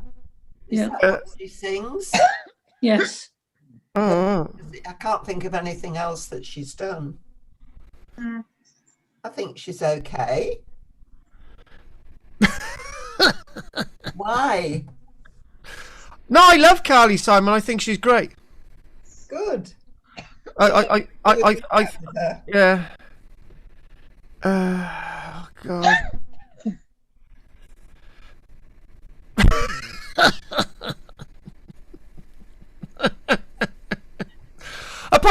Yeah. So we're gonna get back to it. Everyone had their cup of tea, right? Okay. Let's just get back to it, right?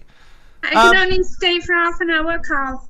Oh, what? Do you want a medal? That'll be enough to get through this debacle tonight. What was I going to say? Oh God, what was I going to say? Oh,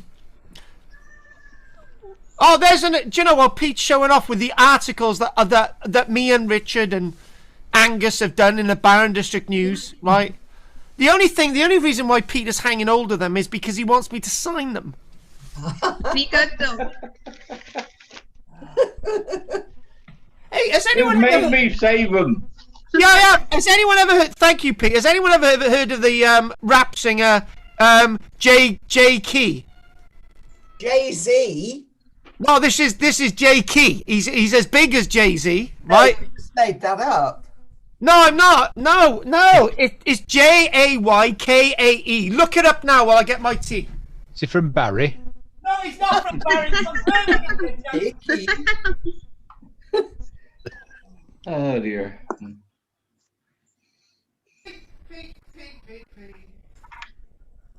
Oh God. Sometimes like one day at a time, sweet Jesus. La la la la la la. One day at a time, sweet. Oh, go away, right I've foot. just put J key in and it's come up with pictures of nuts.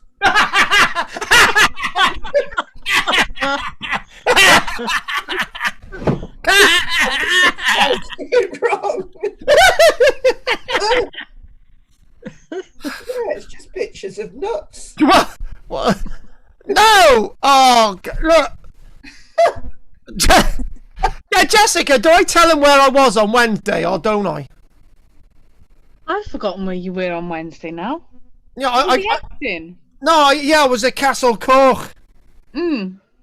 Yeah, it was like it's the only acting set I've ever been on, right?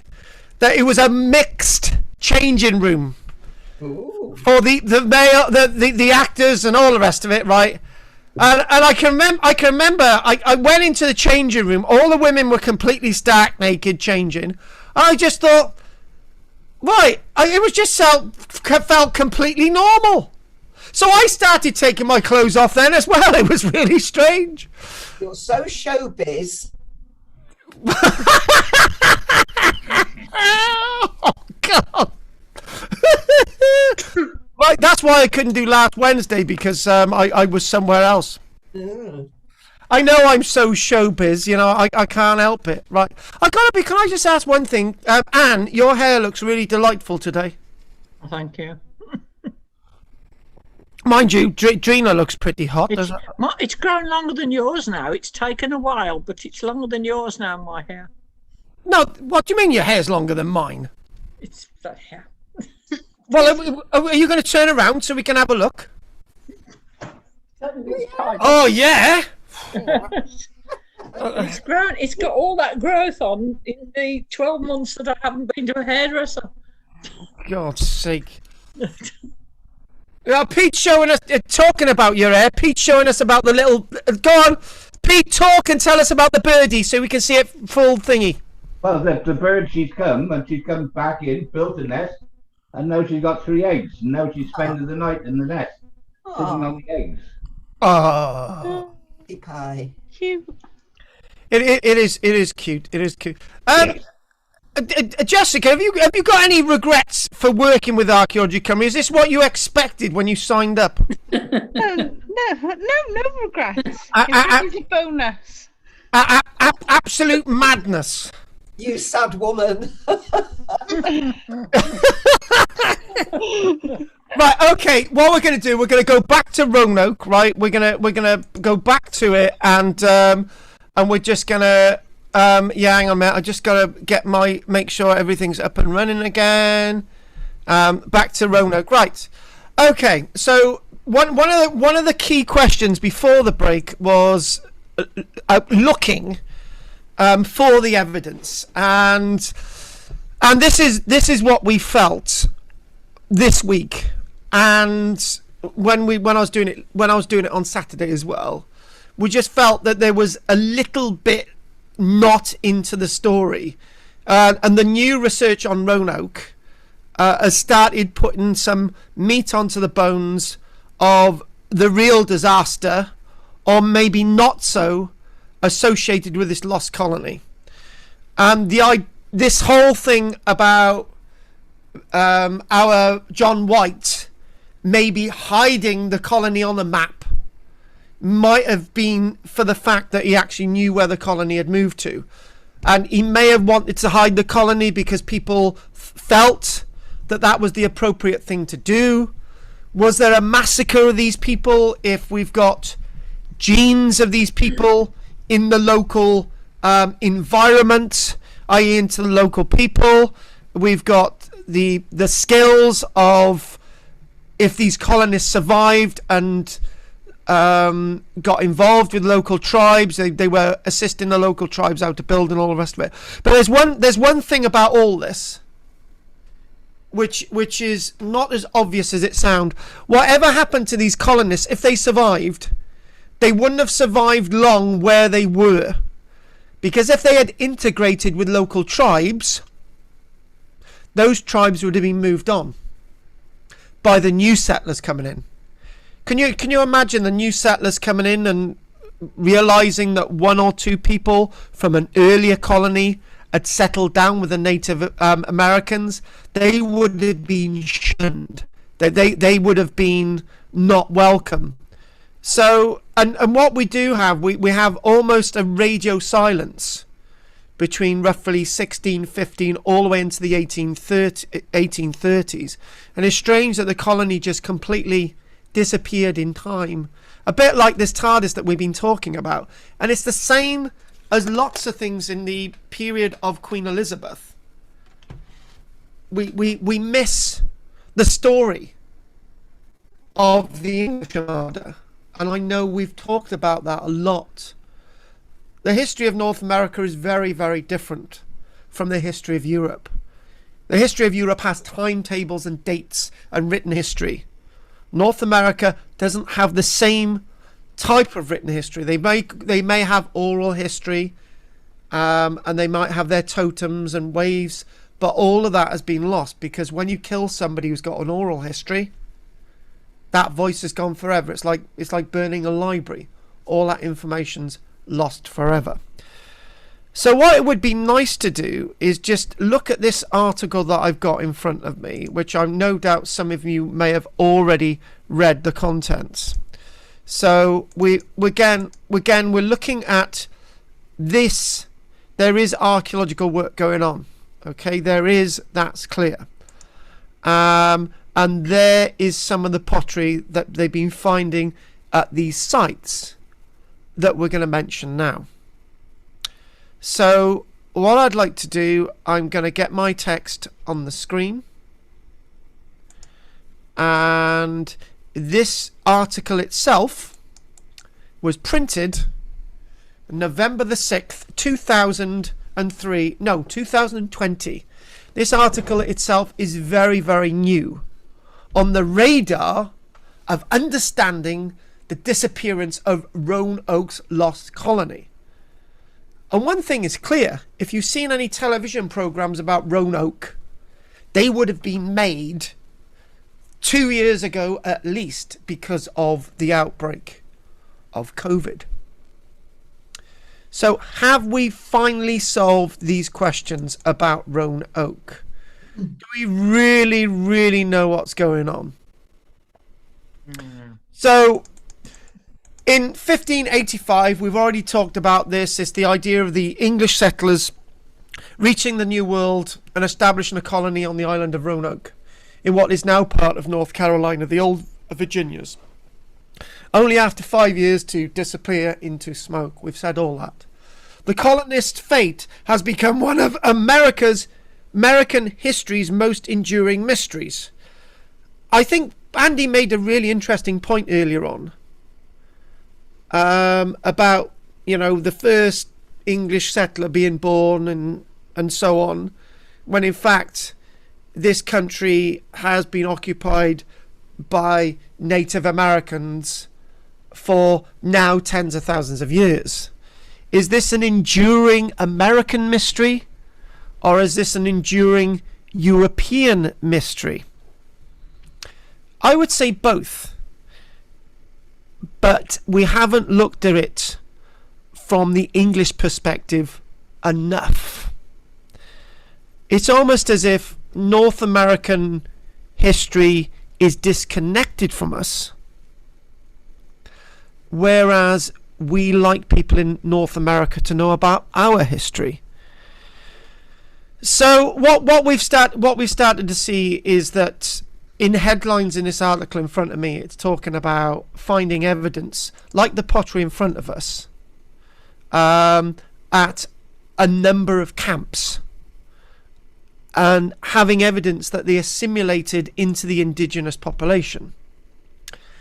Now, one thing I'd like to look at is the idea of where these archaeologists have been working.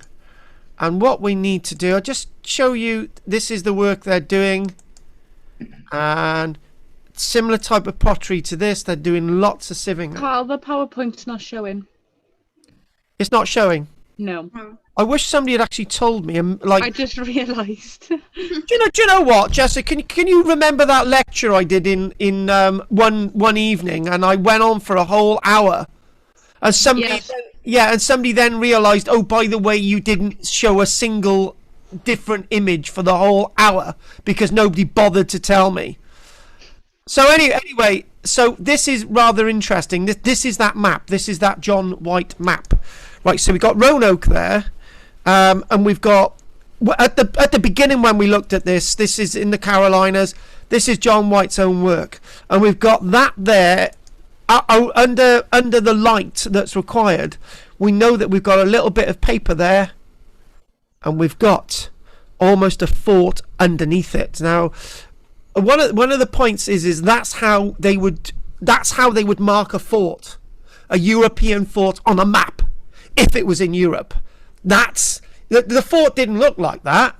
It looked slightly like that, but if you're going to represent a fort, that's how you're going to do it. Yeah. So this is really important. And then one thing, well, you've got all this work and these types of pottery that they're finding. Now, none of these are native North American. We do have pottery in native North America, surprisingly enough, to sound very sarcastic, but this is all European pottery. You can see the word Essex fineware, and what we've got Franken brown stoneware, which is coming from Germany. So you've got all these invited in pottery that would have come in via those settlers, those colonists. And again, going back to my notes again, and I'm so pleased that one of you have told me that you couldn't see the images, which is very, very helpful. So what we've got this idea. So they've been looking at that locality on our map. They've been looking there, and this is where they think that something happened. Forget what me and Pete said. Forget that discussion completely. I think something else happened. You know, when this is a very interesting point, right? There's some discussion on the internet now as well about, you know, about his granddaughter and about his daughter and all the rest of it. Who did he leave behind? Who did John White actually leave behind? Right? Okay. We'll probably never be able to get the story, right? But whatever happened, they moved away. They moved away from this defensive position, but they moved away and they were assimilated into an indigenous population, which is very important. So a secret message on a centuries-old map, a team from the First Colony Foundation, a North Carolina non-profit dedicated organisation to the research in the history of the ill-fated Walter Raleigh Colony. Walter Raleigh Colony, we heard that today. No, we haven't. The Walter Raleigh Colony. So it's almost as if they're given the name to the Europeans who actually founded this, rather than this is the missing American colony. And I think some of you are working out what I'm trying to say. You know, I'm trying to give ownership to the archaeology rather than just pittering it out into something that we cannot connect with. When you make this an English colony, jokes aside, it makes it more connected to you and me, right? We've all got English blood in us, right? Which is fine. Sorry about the racism at the beginning, fair enough, but we've all got English blood in us. So this makes it our colony as much as an American colony. So what we're finding is colonial era pottery associated with the 120 odd men, women and children. Their evidence that they didn't leave behind at Roanoke, they took with them. So this word Croatoan, they do believe that the word Croatoan might be associated with the tribe that allowed them to integrate. Now, this is a very brave step. It could also be that the local tribes allowing them to integrate may have been a cauldron for disease. We introduced our diseases to them. They introduced their diseases to us. Their foodstuffs, all these different things come into the mix. There's nothing deliberate, right? One thing that we try to do in history, we try to over-exaggerate things.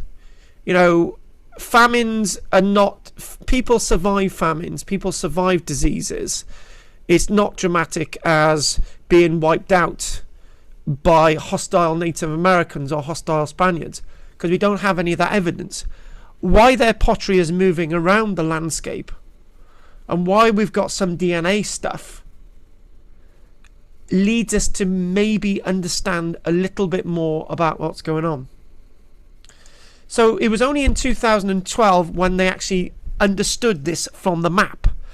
So in 2012 they were examining this map at the British Museum and in London, and that White had painted. So you are right, yeah, he was an artist, because at that time a map like this is a really good quality.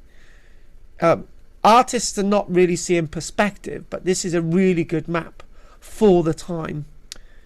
And what you can say is that it's talking about, not only do you have this fort, right, hidden, there's also talk about invisible ink being used on the map, presumably to guard information about the colonies from the Spanish, where the outlines of two forts, one 50 miles west of Roanoke, the same distance away that the colonists had told White they planned to move according to his writings.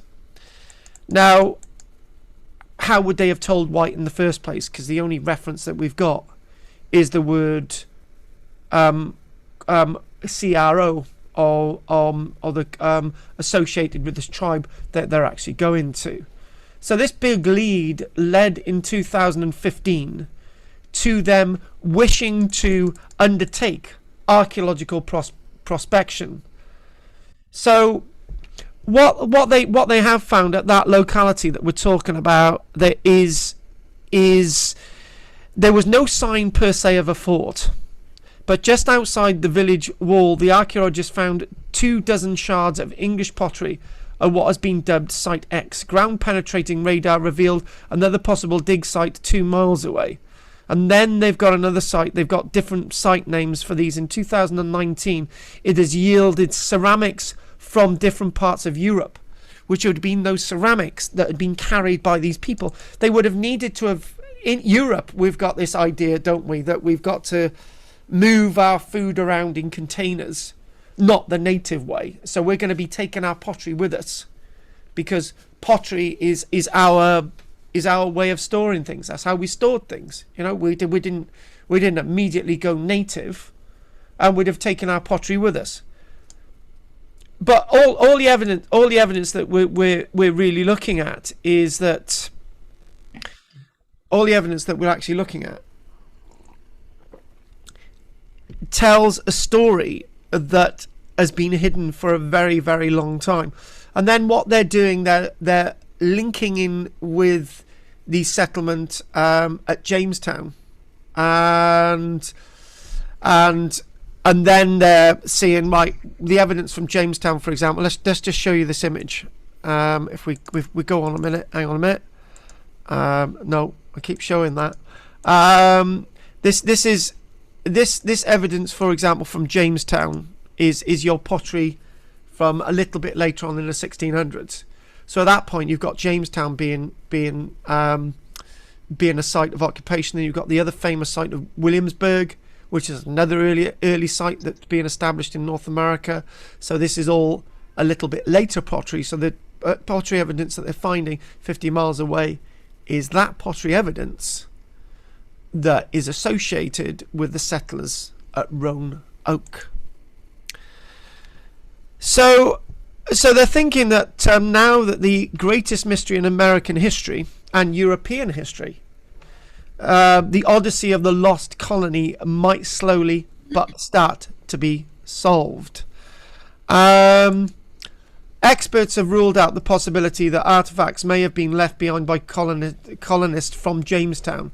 So, because the evidence that they're finding at this site that we've just seen on a map is clearly not from Jamestown, because it's slightly earlier.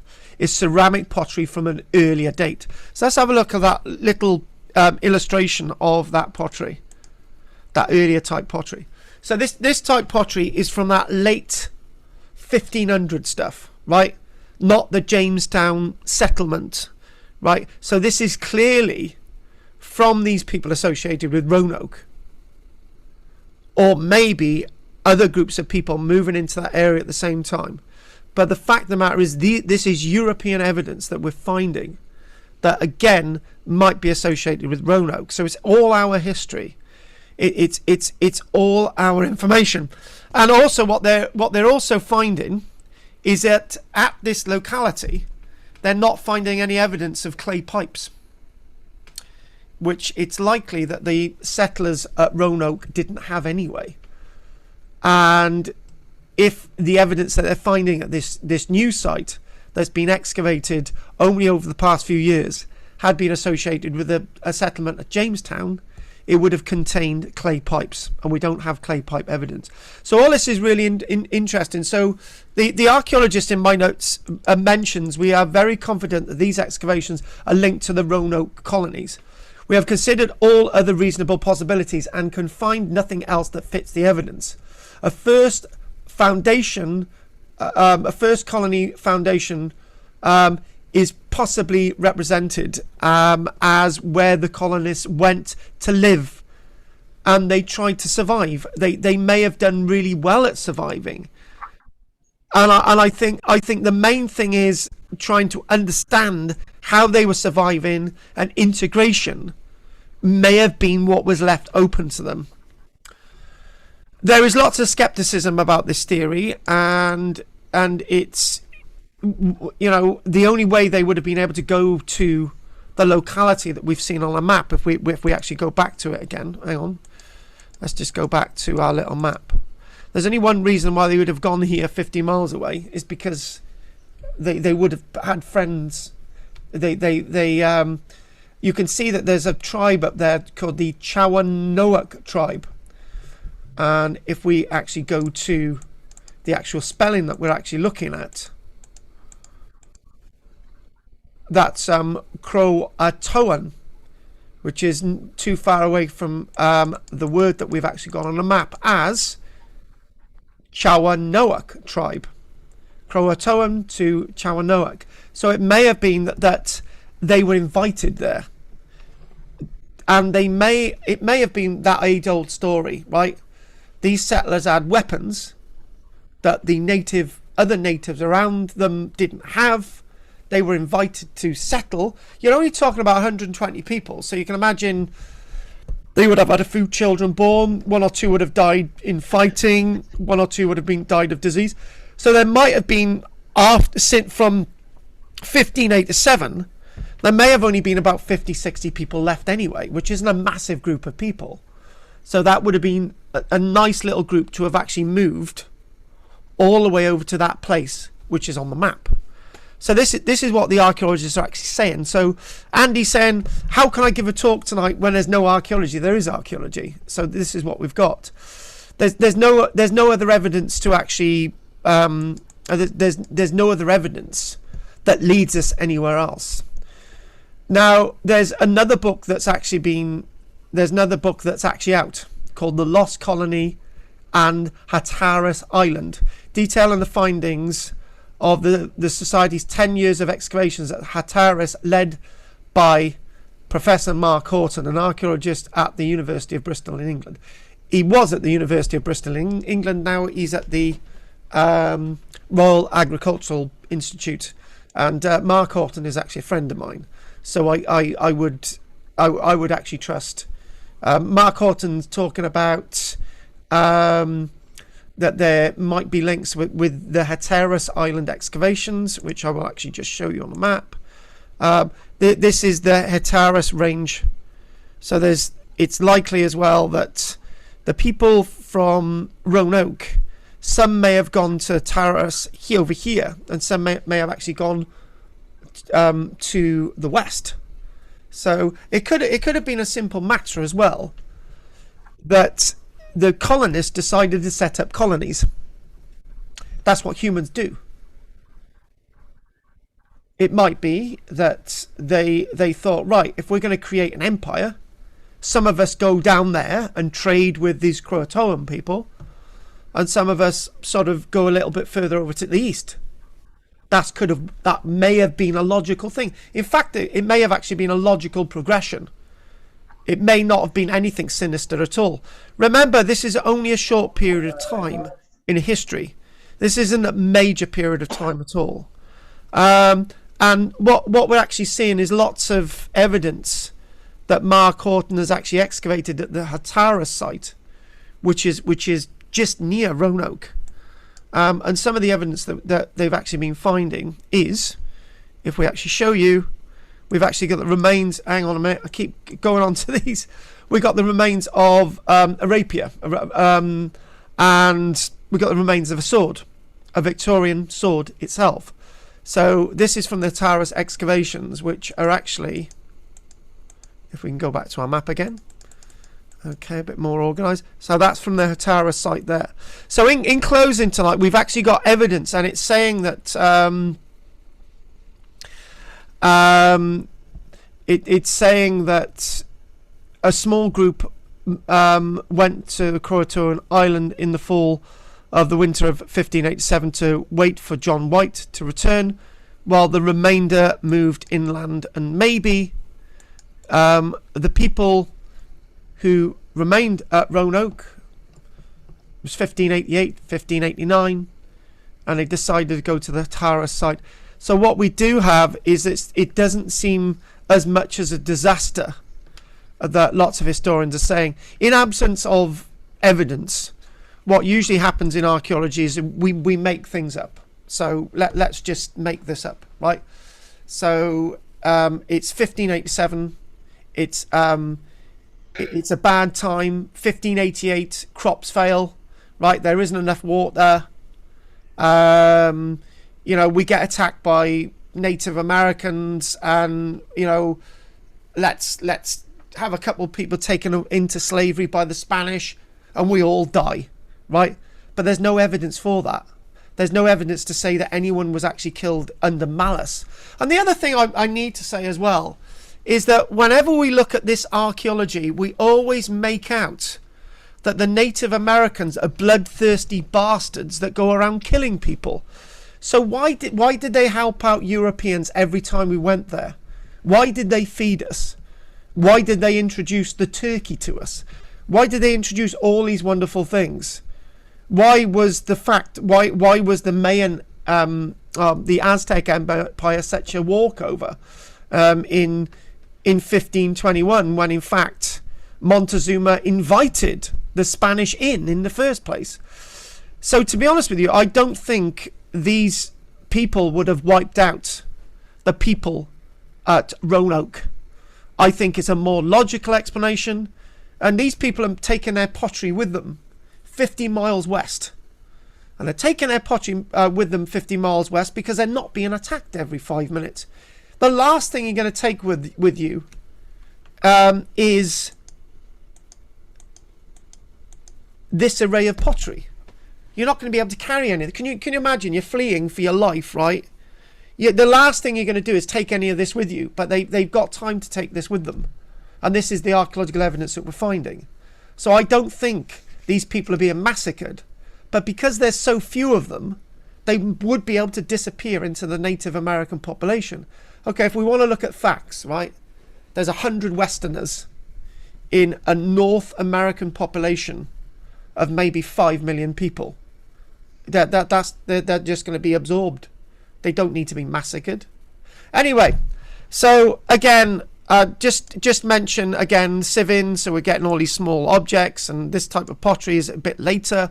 There's no clay pipes. They're not finding clay pipes associated with a rapier, a sword, and they found evidence of guns as well at Hatteras, which might be associated with the settler at Roanoke. And just what we'll do, we'll end on this image. Lots of assortments of pottery. And the other thing as well is we're told that they really weren't supplied. They really didn't have decent supplies. And I'm saying that they did, because they wouldn't have been able to move anywhere else if their supplies had run out and they had nothing stored. You know, they had this pottery with them, they moved with it. So there must have been something in it. When in history do you move with empty containers? You don't. You just leave them behind. So these artifacts here, representing 1, 2, 3, 4, 5, 6 different types of pottery, 6 different types of pots, representing maybe dozens and dozens of pots that they took with them. These would have been full of food. So I don't think they ran out of supplies of food at all. I think they were well provisioned, and they moved for a reason. And that reason might be a reason that we might find out over the next few years. And I might even ask my own mate, Professor Mark Horton. Anyway, so what I'd like to do now is stop that. Are there any questions? Presumably, if they moved to where they think they did, to where the fort is on the map, they would have travelled there by boat. Do you think the natives probably helped them to move there because there wasn't enough food and water to supply everybody? So they knew of a good place for them to go and help them to move. I think there's 2 points here, right? They moved their pottery with them, so there must have been some stuff in it. The other thing as well is they would have probably been unable to navigate their own boats, because the native tribal people would have probably said use our boats, because they would have been able to navigate. So it's all swampy. People don't, and they would have moved to sites that were clement rather than inclement for people to settle. Yeah. Because one of the big arguments with South America is that people settle in inclement areas. They get bitten by mosquitoes and they die. A bit like what happened at Darien.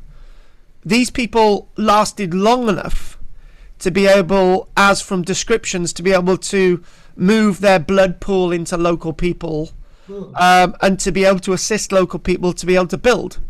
Now, you know, that's not a person who's ill doing this.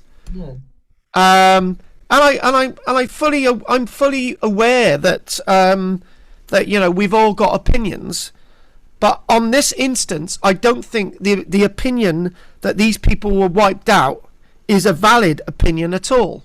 Why in archaeology do we always say that people are massacring people and killing people and doing this and that, right?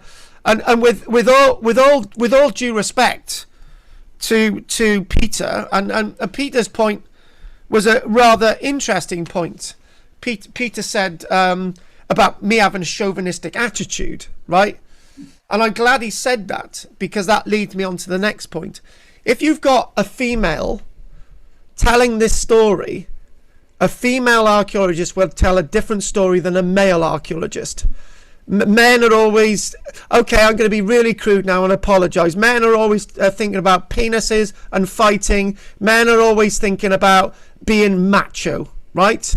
Women are always thinking about childbearing and peace and things that go bump in the night, right? So what I've got to do, I've got to take those 2 attitudes together, and I've got to actually come up with a formula, and I've actually got to say that maybe what's happening with these people at Roanoke, they're being very sensible, and they're actually doing something sensible because they've got the opportunity to do it. Go back to the Mayflower, go back to the local people, helping English, whatever settlers out, right? All the nice things of history, right? And this is what we've got to think about. I think it's absolute nonsense that we can always put things down to rape, pillaging and death. And that's the same mistake that we've made with the Vikings, for example. We always think that the Vikings are coming over here, raping our women, putting everybody into slavery. So how do we explain all those settlements that the Vikings establish? How do we associate all that blood pool in Britain associated with the Vikings, the Anglo-Saxons and the Romans, right? It's not always about killing, right? Just because we've had a bloody First World War where millions of people die, and we've seen an absolutely horrific Second World War, right? History has not always been like that. And I know me and Pete have had this little jar every week about the Celts. But the point is, it's more about integration than it is about wiping people off the face of the earth. Now, what we did see at Darien, what went wrong within the Darien Isthmus in Panama in 1699, was a mixture of ill preparation, no supplies. They had vessels go into the Darien Peninsula. They had a whole vessel full of wigs, right? It may sound like a joke, but when you've got a vessel full of wigs and you've got no food, these people had provisions.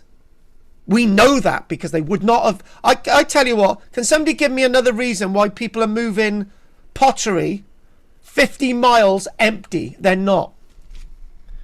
They're not. It's just not logical. It just, I'm thinking logical. If you're going to survive, you've got food, you put it in a container.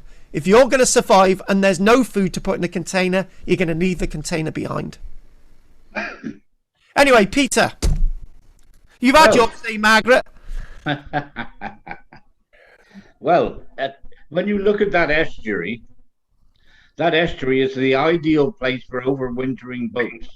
Yes. And that where that new fort was an ideal area by the look of it for fertilization and for storing the boats. And that's it, up there, you see? Yeah. Now, these people, they'd already sailed across the Atlantic and navigated their way through the gaps in that outer there, and to get into the estuary. So they're adequately got the knowledge and the means of doing it, and sailing up to that fort with or without the help of the natives.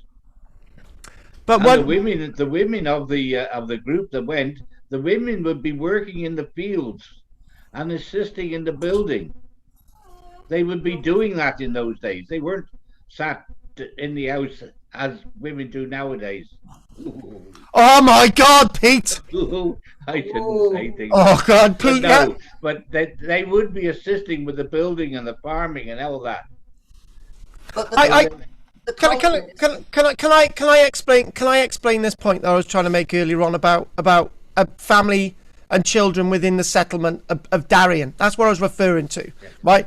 There's definite references that the men are having to look after their dying wives and their children instead of in the fields, defending the site and making a colony, right? That's called responsibility, Pete. That's what I was talking about. I wasn't talking about women not being able to work in fields. But what I was talking about is that you're more likely to defend your family than you are to defend the settlement. That's what was happening at Darien. Something female leaders. Something very different was happening here. Females didn't have a role in Tudor society. There was a queen, but other than that, men ruled Tudor society. Women couldn't even be actors, for God's sake. Well, that's true. I would have been perfect. I would have loved to have dressed up like a woman every week I possibly could. But that brings us back to Dorothy, doesn't it? But yeah, exactly. Right, let's move on. Right, anyway, this is really good discussion. I'm very aware of time. But anyway, Anne. No, nothing to add, thank you. It was interesting. I'm glad it's interesting. I know it's not normally interesting for you, but I'm glad it was interesting to you tonight. It's always interesting. I know it is. Because I know so little about archaeology. It's brand new to me. And I find a whole lot really, exciting. Good. I gave her 50 quid to say that. Andy? No, interesting. I kind of want to know what they've found out now, but I suppose we'll have to wait for that. I have actually seen a documentary on it. I didn't realize it before, but it didn't say anything that you hadn't already covered with that anyway. It was all about, disappearing and lack of food and all the rest of it. And I don't buy the lack of food thing at all. It looks a very rich environment for food, and these people were survivors.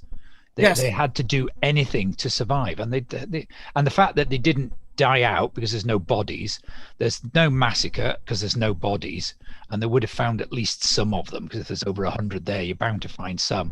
Means, and the fact that it also a year later the first lot weren't there, they had to have gone somewhere else. That's the only option. Exactly. Are we done, Margaret? What about David? Come on, Dave. I'm looking forward to seeing you tomorrow, Dave. Me and David are going to dress up as Roman centurions tomorrow. Oh, yes. No, I'm fine, thank you. Roger's already there. Well, Roger, we missed you for a while and you come back. Lost the line. Oh. Always lost the line, love. We got you back. Talked about this often that I went back in again and resurrected the computer, and it's worked again. So it's a bit like your life, Rog. I know. So I'll say hello and good night. All right. Well, you could at least stay until we've nearly finished. Drina, babes. The place where the fort is, they'd have a good view of anybody coming up the river there, wouldn't they? That was a better spot than Roanoke. Oh, yeah. Andy mentioned in that thing, what are those little things on the map, those little islands? But the fact of the matter is, it's an island. It's not like Flatholm. It's not sorry, Pete. Flatholm is a relatively small place regards to Roanoke, right? And Flatholm could be very defensible. An island like this isn't. And all you would need is a Spanish galleon with... Spanish galleons had 100, 2, 3, 4, 500 soldiers, men at arms on them, right? You just need one, and it would overrun the colony just in a moment, right? So, Dreeny Beanie? I've just said. Oh, yeah, you have, haven't you? Shit. Sorry, I just wanted to hear your voice again. Sorry, Dreeny. Jessica Fletcher, quickly. Jessica would remember Jessica Fletcher, would she? Go on, Jessica Fletcher. She don't want to say anything. She's in the corner with a blanket over her, dreaming of fjords. One other thing, Carl. One other thing is that all the other settlements that were early there all integrated and worked with the local indigenous population as well. So, and I don't think that's something that I said enough. Obviously, I was saying about the early expeditions there. But I think in many ways we've got a lot more to learn from a European perspective than an American perspective. Yeah. What I'm saying there is it's European and Native American, not American. And we actually at one or two moments then we lost the subtext. Yeah, it was like, the first European born. So what? That was the subtext that we lost, right? And it's that balance, and then we eventually came balanced tonight, which is absolutely brilliant. Next week, we're going to be doing something very, very local. And it's got an Arthurian theme, so we'll leave that for next week. Anything to do with King Arthur we'll be doing next week, and we're back home next week. Somebody said he was Scottish. Yeah. Yeah, good evidence of that. Right, all right. Yeah, just it's not going to be that type of lecture, okay? Oh.